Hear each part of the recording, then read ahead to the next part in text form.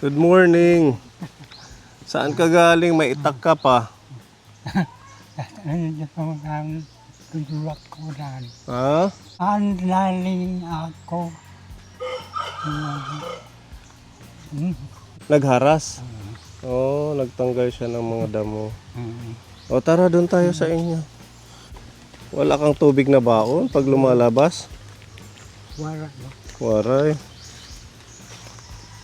Mabilis ka maglakad ngayon. Napapractice ano?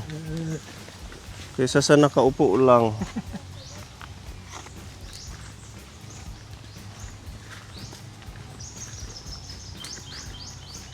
Bilis niya lumakad ka po niyo. Kahit hindi pantay yung nilalakaran niya. Listo. Namahaw ka na. Tapos na.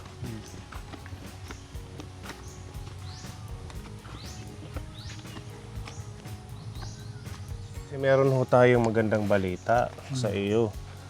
O, si Tita Bebelyn nag-message po sa akin at saka tumawag din siya na tungkol dito sa sitwasyon mo. Nakita niya yung bahay mo talaga namang tagpi-tagpi. So dahil malapit ng birthday niya sa Sunday na, ayan, happy birthday Tita Advance. I-share na lang niya yung kumbaga blessing niya sa iyo.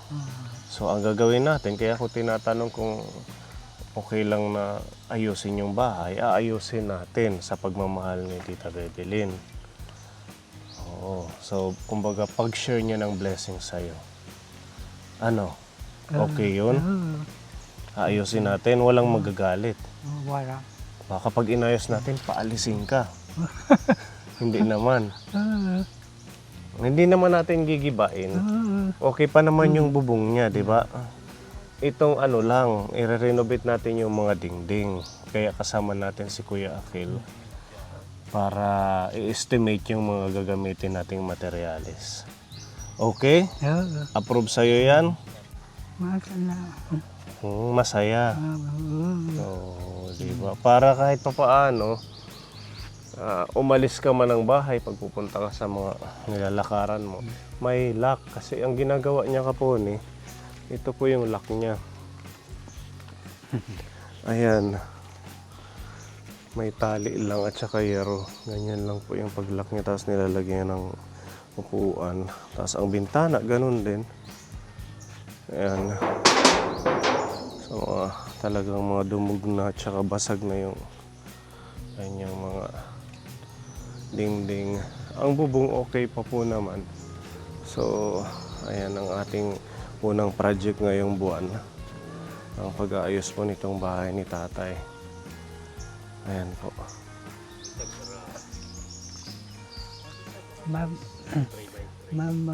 Bibigyan. Ay, masalamat po. Ayan, Tita Bebelyn, thank you. Palakpakan natin si Tita. And advance happy birthday. Dahil sa pagmamahal nyo, mapapaayos natin yung bahay ni tatay. At saka ito si Ate Ruby, nagsulat na siya ng materyales. Ano, Kuya Akil? Estimate. 10 na lang. Ayan. 25 peraso na 2x2. 2x4, 25 peraso.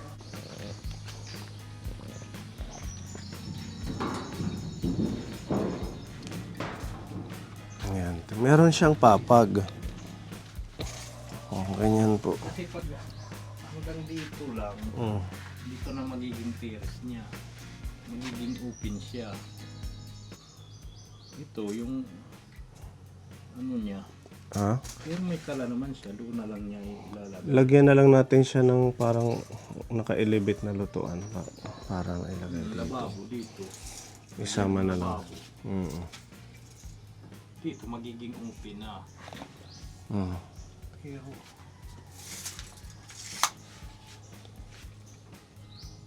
Yung parang hanggang dito na hardiplex, hanggang baywang. hanggang baywang lang. Tapos ito, open na ito dito. Open dito. Para hindi mainit. Tapos, Kung papayag siya. Papayag naman yun. Basta maayos Sabihan lang. mo hanggang dito lang. Yung bubong, yung dingding hanggang dito lang. Hanggang dito yung dingding. Dito open. Or para tiles safe, niya. yung kahit open lang yung taas, kalahati yung may dingding. Lagyan natin ng screen Rehas. or rehas para Pwede kahit yun. aalis siya. Pwede naman. Tapos Mm. yung pinto, bali magiging dalawa. Ito. Oo, ito may pinto dito. Tapos meron pinto Meron din sa paglabas. Oo, para Dalawang pinto. pag matutulog. Tapos ito, i-open lang natin to. Kasi pag wala siyang butane, dito talaga siya magluluto ng kahoy lang. Ayusin na lang natin tong trapal, tatanggalin natin, papalitan natin ng yero at saka hardiplex para hindi masusunog kasi ito delikado to. Pwedeng maabot ng apoy pag lumaki. Dito malawak pa. Pwede niya pa itong Niya yan. ha? Pinakabuliga. Saan siya na CR? Wala siyang CR ano? CR. Ano? Yung bubong, lagyan na lang din natin to ng insulator para hindi mainit. So ito, ganun pa rin to, papalitan lang ng hardiplex. Papalitan lang yan ng dingding. Mm. Tapos, papalitan din ng ibang kahoy. Yung papag niya, tingnan mo nga kung matibay pa. Dito kahoy. Okay pa. Ayun, trapal na lang doon, oh. Ayun yung ating gagawin. Diyan wala nang bintana, yan dyan. Wala na. Isa na lang dito na lang ang bintana. Ito sa harap na lang. Tapos ito, wala na, bumagsak na yung pinto niya. Pintuan niya bagsak na din. Sige. Pagsamahin natin dito yung lababo, Kuya Akil. Ito dito, ano? Lababo at saka lutuan para hindi siya mahirapan na laging nakayuko dito. Dito na lang. Hanggang bewang. Diretso. Dito na lang hanggang dito. Mm. Kasi open lang naman yan dito sa taas. Kaya Magiging na lang. tawag doon yung steel matting. Tilmating gagamitin. Oo, para matibay. Kasi pag yung plastic lang na screen, baka punitin.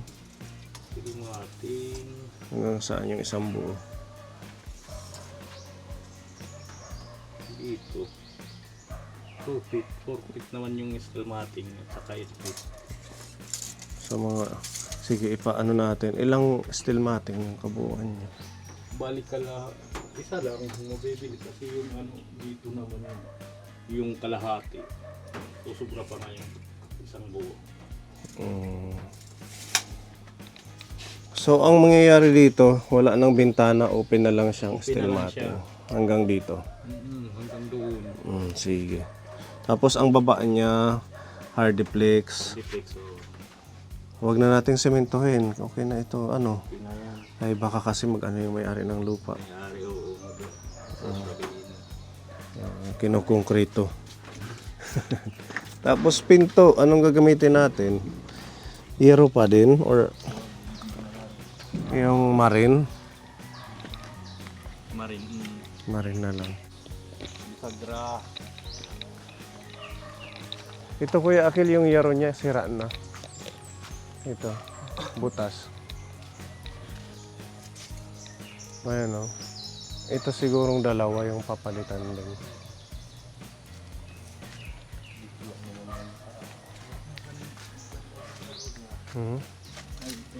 Oh, butas na yun sa loob. Tatay, hahain ka na CR. Ha? Itong nasa labas, okay pa yan? Hindi pa yan puno? Ito pala meron siyang ano, Kuya Akil. Lalagyan lang ng dingding. So, ganyan, oh. Yero lang na. Nakadingding. Isama kaya natin to sa Sa bagay, masyadong malapad na, ano. Ano na lang dyan, open, tapos pwede siyang dumaan dito. Ano? Tapos pag iyeroan pa natin dito, mabili pa tayo ng yero. Oh. Hanggang dyan. Ay, pag ganun.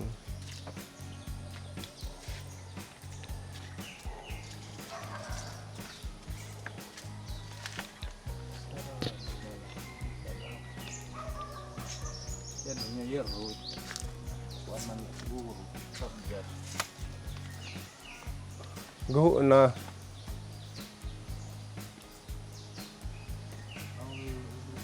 Diba? May butas na dyan. Di 12. Dito itim kwarto, waray pa guho. Okay pa. Okay pa daw sa kwarto, wala pang butas.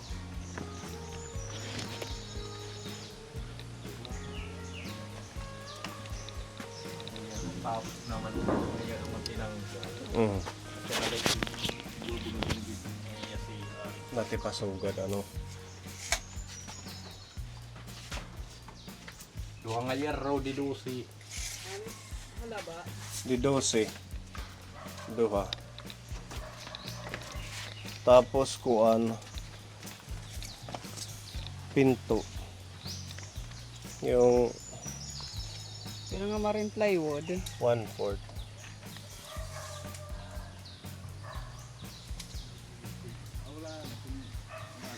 Hmm.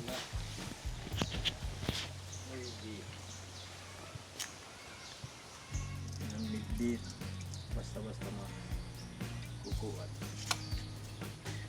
Baba.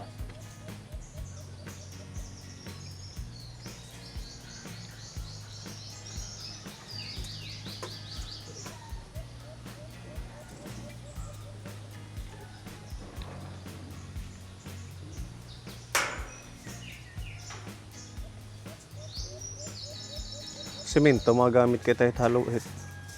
Lababo. Purti ka ano, ang pulisok pakada. Mm.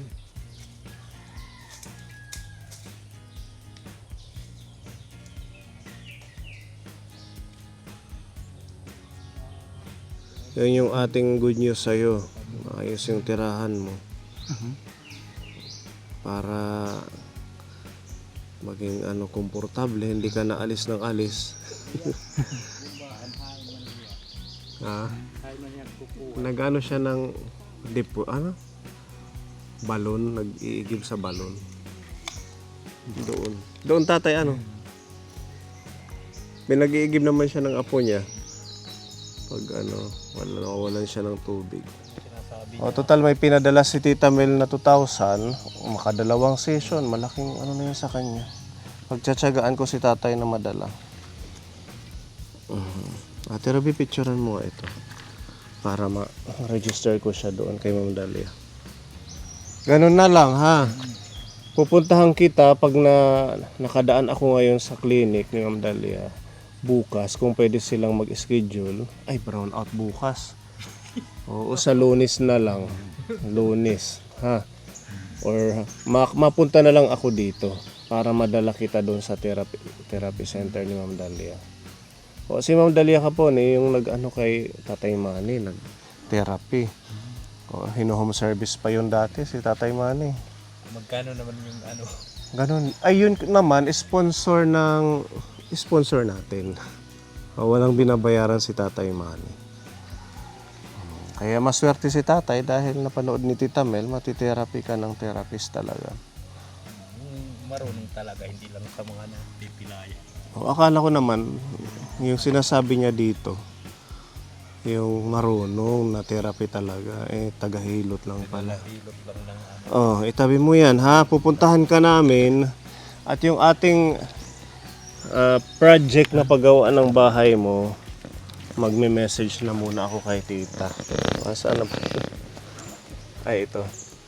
Yung mga na-estimate natin materialis. 2 pirasong 2x3, 25 na 2x2, 10 hardiplex, yung pangdingding na ganyan.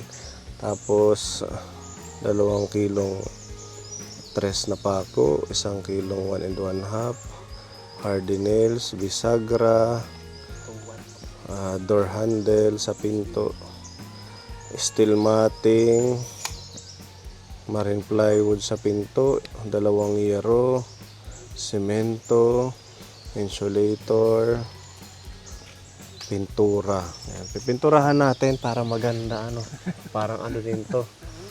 Pabahay. Pabahay project natin kay tatay.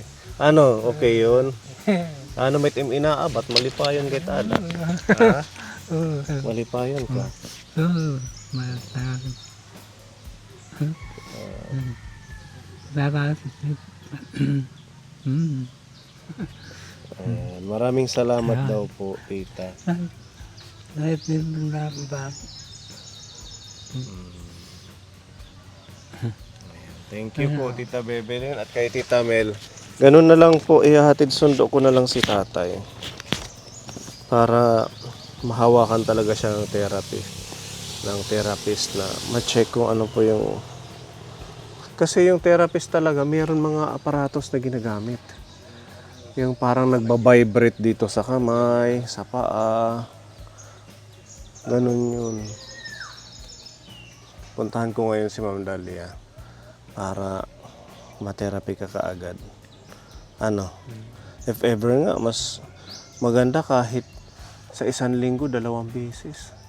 Kung meron tayong pondo. Para mag-okay siya, di ba? Balang araw, pag tuloy-tuloy, makabalik yung kanyang dating katawan. Ito pa yung isa pang problema niya. Yung kanyang bayag lumalaki. Gidak-ino, yung na yan? Masaul. Loose. Hindi. Loose. Parang lus-lus din yata. Hinihilot yan, di ba? Hinihilot din yan. Dito? Yan, yung bituka, ginaganon yan. Ganyan siya. Kaya hirap din siya siguro lumakad. Din yan.